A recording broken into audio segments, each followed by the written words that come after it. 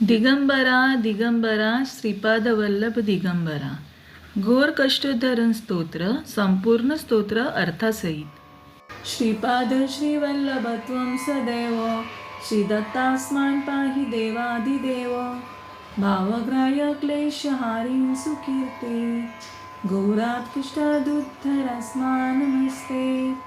अर्थ श्रीपाद श्रीवल्लभा देवादिदेवा मी आपणास शरण आलो आहे।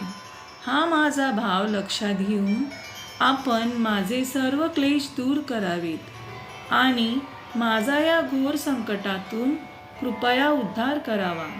आपणास माझा नमस्कार असो।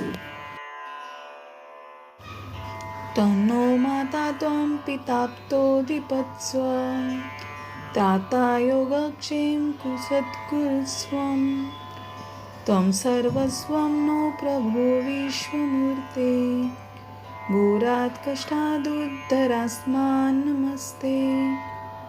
अर्थ तू माता तूच पिता आप्त बंधू भ्राता आहेस। हे सद्गुरू तूच त्राता आहेस, अर्थात आम्हाला या घोर क्लेशातून काढणारा आहेस। तूच आमचे योगक्षेम चालवणारा आहेस। तुझ्या विना कोणीच आमचं नाही। तूच सर्वस्व आहेस। हे विश्व तुझ्याच रूपाने नटले आहे। हे त्रिविक्रम भारतीला विश्वरूप दाखवणाऱ्या श्री दत्ता घोर कष्टातून आमचा उद्धार कर। आम्ही तुला नमस्कार करतो। पापं तापं व्याधिमादिं च दैन्यं भीतिं क्लेशं त्वाहराशुत्वदैन्यं त्रातारनो वीक्ष ईशास्तजुर्ते घोरात् कष्टादुद्धरास्मान् नमस्ते। अर्थ हे ईश्वरा तूच आमचे पाप ताप हरण करणारा आहेस। तूच सर्व व्याधी दैन्य दुःख दारिद्र्य निवारण करणारा आहेस। या जन्म मरणाच्या भीती आणि क्लेशातून मुक्त करणारा तूच आहेस। तुझ्याशिवाय दुसरा कोणीच हे करू शकत नाही। तूच सद्गुरू आहेस। घोर कष्टातून आमचा उद्धार कर। आम्ही तुला नमस्कार करतो। नान्यस्त्राता नापि दाता न भर्ता त्वत्तो देवत्वं शरण्योकहर्ता कुर्वात्रयानुग्रहा पूर्णराते घोरात् कष्टादुद्धरास्मान् नमस्ते। अर्थ हे सद्गुरू तुझ्याशिवाय आम्हाला तारणारा कोणी नाही।